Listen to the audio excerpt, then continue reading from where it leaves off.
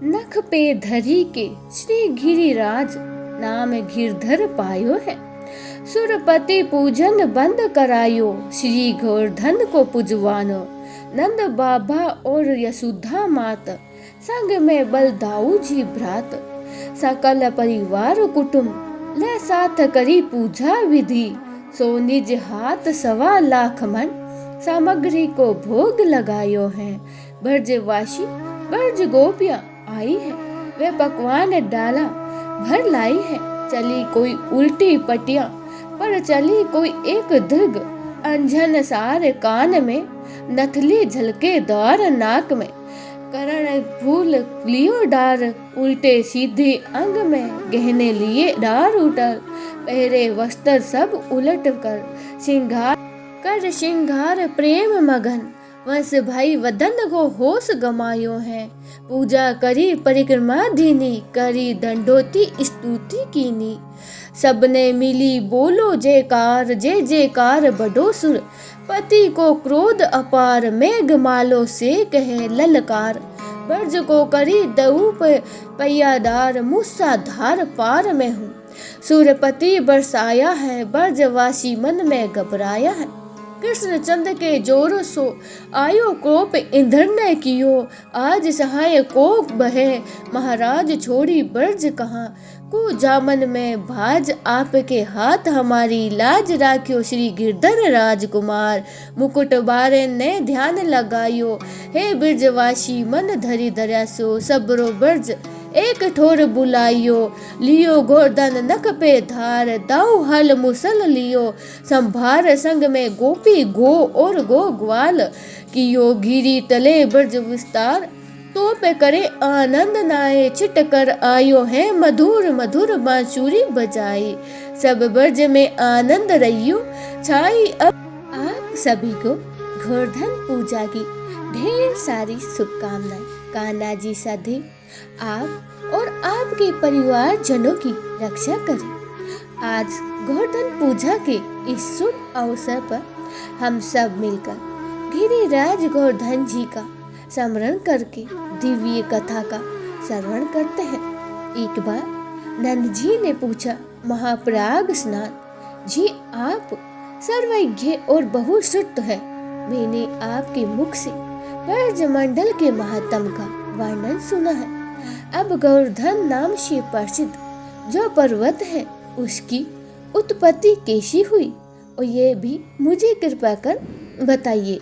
इस गिरि श्रेष्ठ गोवर्धन को लोग गिरिराज क्यों कहते हैं, इसका मातम भी मुझसे कहिए, क्योंकि आप ज्ञानियों के शिरोमणि हैं। तब सनान जी बोले, एक समय की बात है, हस्तिनापुर में महाराज पांडु ने धर्मधारियों में श्रेष्ठ श्री भीष्म जी से ऐसा ही प्रश्न किया था, पर उनकी उस प्रश्न को और भीष्म जी द्वारा दिए गए उत्तर को अन्य बहुत से लोग भी सुन रहे थे। उस समय भीष्म जी ने जो उत्तर दिया वही मैं यहाँ सुना रहा हूँ। साक्षात परिपूर्ण भगवान श्री कृष्ण जो असंख्य ब्रह्मांड के अधिपति है, गोलोक के नाथ है और सब कुछ करने में समर्थ है, जब पृथ्वी का भार उतारने के लिए स्वयं इस भूतल पर पधारने लगे, तब उन जनार्दन देव ने अपने प्राण बलवा राधा जी से कहा, प्रिय तुम मेरे वियोग से भयभीत रहती हो, इसीलिए तुम भी मेरे साथ भूतल पर चलो। श्री राधा जी बोली, हे प्राणनाथ, जहाँ वृंदावन नहीं है, जहाँ यमुना नदी नहीं है और जहाँ गोवर्धन पर्वत नहीं है, वहाँ तो मेरे मन को कभी सुख मिल ही नहीं सकता। सनानंद जी कहते हैं, नंदराज श्री राधा जी की ये बात सुनकर स्वयं श्री हरि ने अपने धाम से 84 कोस विस्तृत भूमि गोवर्धन पर्वत और यमुना नदी को भूतल पर भेजा और उस समय 84 कोस विस्तार वाली गोकुल की सर्वलोक वंदिता भूमि 24 वनों के साथ यहाँ आई। गोवर्धन पर्वत ने भारतवर्ष के पश्चिम दिशा में सालमली द्वीप के भीतर द्रोणाचल की पत्नी के गर्भ से जन्म ग्रहण किया। उस अवसर पर देवताओं ने गोवर्धन के ऊपर पुष्प बरसाए। हिमालय और सुमेरु आदि समस्त पर्वतों ने वहां आकर प्रणाम किया। फिर परिक्रमा करके गोवर्धन का विधिवत पूजन किया। पूजन करने के पश्चात उन महान पर्वतों ने गिरिराज गोवर्धन की स्तुति प्रारंभ की। पर्वत बोले, आप साक्षात परिपूर्ण भगवान श्री कृष्ण चंद्र के गोलोक में धाम में यहाँ दिव्य गो का समुदाय निवास करता है तथा गोपाल और गोप सुंदरियां शोभा पाती हैं। सुशोभित होते हुए आप ही गोवर्धन नाम से वृंदावन में विराजमान रहते हो। इस समय आप ही हम समस्त पर्वतों में गिरिराज हो। आप वृंदावन की गोद में समोद निवास करने वाले गोलोक के मुकुट मणि हो और पूर्ण ब्रह्मांड और ब्रह्म परमात्मा श्री कृष्ण के हाथों में किसी विशिष्ट अवसर पर छत्र के समान शोभा पाते हो। आप गोवर्धन को हमारा सादर नमस्कार है। सदानंदन जी कहते हैं, हे नंदराज, जब इस प्रकार स्तुति करके सब पर्वत अपने अपने स्थान पर चले गए, तभी से यह गिरिश्रेष्ठ गोवर्धन साक्षात गिरिराज कहलाने लगा है। एक समय मुनि श्रेष्ठ पुलस जी तीर्थ यात्रा के लिए भूतल पर भ्रमण करने लगे। उन महामुनि ने द्रोणाचार्य के पुत्र श्याम वर्ण वाले श्रेष्ठ पर्वत को गोवर्धन को देखा, जिसके ऊपर मध्यवली लता के सुमन सुशोभित हो रहे थे। वहां के वृक्ष फलों के भार से लदे हुए थे। निर्जल के झरझर शब्द वहां से गूंज रहे थे। उस पर्वत पर बड़ी शांति विराजमान रही थी। अपने कंदराग होके कारण वह मंडल का धाम जान पड़ता था। शिखरों से सुशोभित वह रत्नमय मनोहर शैल तपस्या करने के लिए उपयुक्त स्थान था।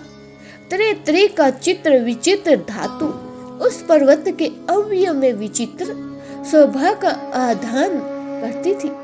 उसकी भूमि ढालूंगा ध्वनि से मंडित गोवर्धन पर्वत मुमुक्षु के लिए मोक्ष पद प्रतीत होता था। मुनीश्वर पुलस के मन में उस पर्वत को प्राप्त करने की इच्छा जागी। इसके लिए वे द्रोणाचार्य के समीप गए। द्रोणागिरी ने उनका पूजन स्वागत सत्कार किया। इसके बाद पुलस जी बोले, उस पर्वत से बोले पुलस जी ने कहा, द्रोणे, तुम पर्वतों के स्वामी हो। समस्त देवता तुम्हारा समाधान करते हैं। तुम दिव्य औषधियों से संपन्न हो और मनुष्य का सदा ही जीवन देने वाले हो। मैं काशी का निवासी मुनि हूँ और तुम्हारे निकट याचक होकर आया हूँ। तुम अपने पुत्र गोवर्धन को मुझे दे दो। यहाँ अन्य वस्तु से मेरा कोई प्रयोजन नहीं है। इसके अलावा मुझे कुछ भी नहीं चाहिए। भोलेनाथ की महानगरी काशी नाम से प्रसिद्ध है, जहाँ मरण को प्राप्त हुआ पापी पुरुष भी तत्काल ही परम मोक्ष को प्राप्त कर लेता है। यहाँ जहाँ गंगा नदी प्राप्त होती है और जहाँ साक्षात विश्वनाथ भी विराजमान है, मैं वहीं तुम्हारे पुत्र को स्थापित करूंगा। जहाँ दूसरा कोई पर्वत नहीं है, लता बेलों और वृक्षों से व्याप्त जो तुम्हारे पुत्र गोवर्धन है, उसके ऊपर रहकर मैं तपस्या करूंगा। ऐसी अभिलाषा मेरे मन में जागृत हुई है। सदानंद जी कहते हैं, पुलत जी की यह बात सुनकर पुत्र स्नेह में विह्वल हुए द्रोणाचल के नेत्रों से आंसू भर आए। उन्होंने पुलस मुनि से कहा, द्रोणाचार्य ने कहा, महामुने, मैं पुत्र स्नेह से आकुल हूँ। ये पुत्र मुझे अत्यंत ही प्रिय है। फिर भी आपके श्राप के भय से भयभीत होकर आज मैं इसे आपके हाथों में देता हूँ। फिर द्रोणाचार्य ने अपने पुत्र से कहा, बेटा तुम मुनि के साथ कल्याण में कर्म क्षेत्र भारतवर्ष में जाओ। वहाँ मनुष्य सत्य कर्मों द्वारा धर्म, अर्थ और काम त्रिवर्ण सुख प्राप्त करते हैं तथा निष्काम कर्म और ज्ञान योग के द्वारा क्षण भर में मोक्ष भी पा लेते हैं। तब गोवर्धन जी ने कहा, मुने मेरा शरीर 8 योजन लंबा, 2 योजन चौड़ा और 5 योजन चौड़ा है। ऐसी दशा में आप किस प्रकार मुझे ले चलोगे? तब पुलस जी ने कहा, बेटा तुम मेरे हाथ पर बैठकर सुखपूर्वक चले चलो। जब तक काशी नहीं आ जाती तब तक मैं तुम्हें अपने हाथ पर ही धो चलूंगा। गोवर्धन जी ने कहा, मुनि मेरी एक प्रतिज्ञा है, आप जहाँ कहीं भी भूमि पर मुझे एक बार रख दोगे वहाँ की भूमि मैं पुनः उठात नहीं करूँगा। पुलस जी ने कहा, मैं इसे सालमली द्वीप से लेकर भारतवर्ष के कौशल देश तक तुम्हें कहीं भी रास्ते में नहीं रखूंगा। यह मेरी प्रतिज्ञा है। ना नंद जी कहते हैं, नंदराज इसके बाद वह महापर्वत पिता को प्रणाम करके पुलस मुनि की हथेली पे आरूढ़ हुआ। उस समय उनके नेत्रों से आंसू भर आए। उस दाहिने हाथ पर रखकर पुलस मुनि लोगों को अपना तेज दिखाते हुए धीरे धीरे चलते लगे और फिर ब्रज मंडल में आ पहुंचे। गोवर्धन पर्वत को अपने पूर्व जन्म की बातों का स्मरण था। ब्रज में आने पर उसने मार्ग में मन ही मन सोचा कि यहाँ ब्रज में असंख्य ब्रह्मांड नायक साक्षात पर पूर्व तब भगवान श्री कृष्ण अवतार लेंगे और ग्वाल बालों के साथ बाल लीला और किशोरी लीला करेंगे। इतना ही नहीं, वे श्री हरि यहाँ दान लीला और मान लीला भी करेंगे। इसीलिए मुझे तो यहाँ से अन्यत्र कहीं भी नहीं जाना। ये ब्रज भूमि और ये यमुना नदी ये गोलोक से यहाँ आई है।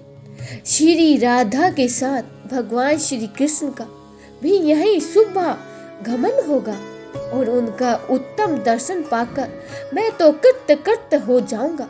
मन ही मन ऐसा विचार करके गोवर्धन जी ने मुनि की हथेली में अपने शरीर का भार बहुत अधिक बढ़ा लिया। उस बार से मुनि अत्यधिक थक गए और उन्हें पहले ही कही हुई बात याद नहीं रही और उन्होंने अपनी प्रतिज्ञा भी भूल गए और उन्होंने पर्वत को हाथ से उतारकर ब्रज मंडल पर रख दिया। भार से पीड़ित तो वे थे ही और लघु शंका से निवृत्त होने के लिए वे चले गए। शौच क्रिया के बाद जल में स्नान करके पश्चात मुनिवर पुलस ने उत्तम पर्वत गोवर्धन से कहा, अब उठो। अधिक भार से संपन्न होने के कारण जब वह गोवर्धन दोनों हाथों में से उठा ही नहीं पाए और तब महामुनि पुलस जी ने अपने तेज और बल से उठा लेने का प्रयास किया। मुनि ने स्नेह से भीगी वाणी द्वारा द्रोण नंदन गिरिराज को ग्रहण करने को संपूर्ण शक्ति से प्रयास किया, लेकिन वह तो एक अंगुली भी टस से मस नहीं हुआ। तब पुलस जी बोले, प्रेम पूर्वक बोले, गिरि चलो चलो, भार अधिक ना बढ़ाओ, मत बढ़ाओ ना। मैं जान गया हूँ तुम रूठे हुए हो।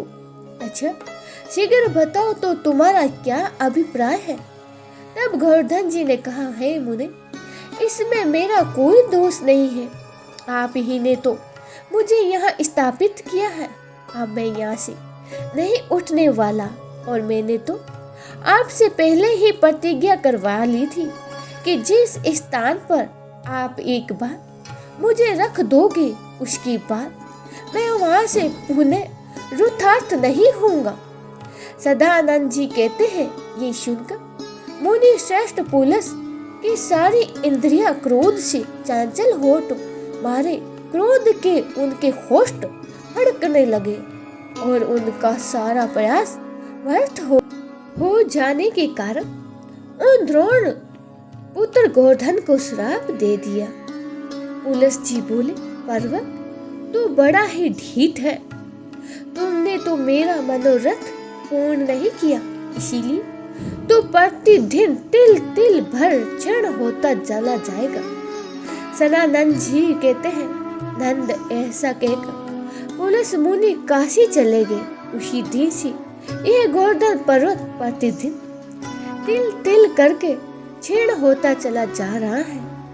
जब तक भगीरथी गंगा और गोवर्धन पर्वत इस भूतल पर विद्यमान है, तब तक का प्रभाव बिल्कुल नहीं बढ़ेगा और गोवर्धन का यह प्रकट चरित्र परम पवित्र और मनुष्य के बड़े से बड़े पापों का नाश करने वाला है।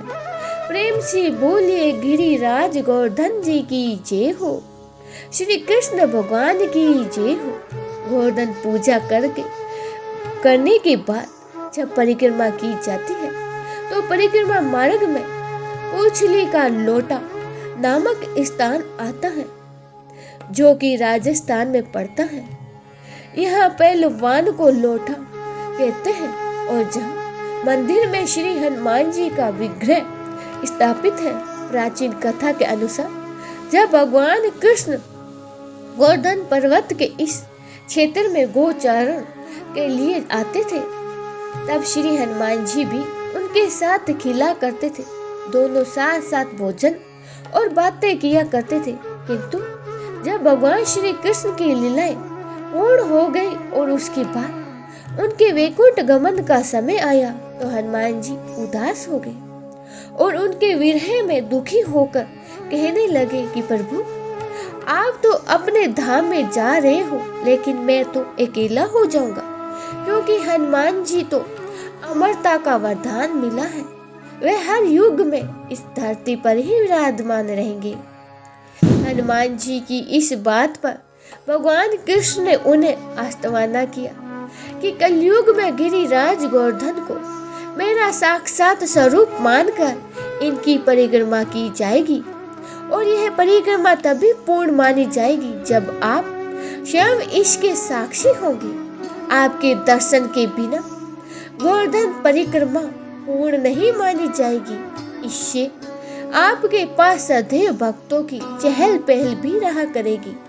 इसी मान्यता के अनुसार गिरिराज गोवर्धन की परिक्रमा करते समय प्रत्येक श्रद्धालु और भक्त यहाँ पर आकर दर्शन करके अपनी साक्षी दिलाने आते हैं। पूछली के लोटा यानी हनुमान जी के दर्शन और साक्षी के बाद प्रारंभ वाले मुखाविंद पर पहुंचकर परिक्रमा समाप्त की जाती है। प्रत्येक मनुष्य को अपने जीवन काल में एक वर्ष में एक बार गिरिराज पर्वत की परिक्रमा अवश्य ही करनी चाहिए। यदि आप आज घर पर गोवर्धन पूजा कर रहे हैं तो गोवर्धन पूजा करते समय इस कथा का भी श्रवण सच्चे मन से करना चाहिए। ऐसा करने पर भी भगवान कृष्ण और गोवर्धन जी, गिरिराज गोवर्धन जी की कृपा प्राप्त होती है। ये थी आज की कथाएं। अगर आपको अच्छी लगी हो तो वीडियो को लाइक जरूर कीजिएगा और कमेंट बॉक्स में जय श्री कृष्ण राधे राधे जरूर लिखिएगा।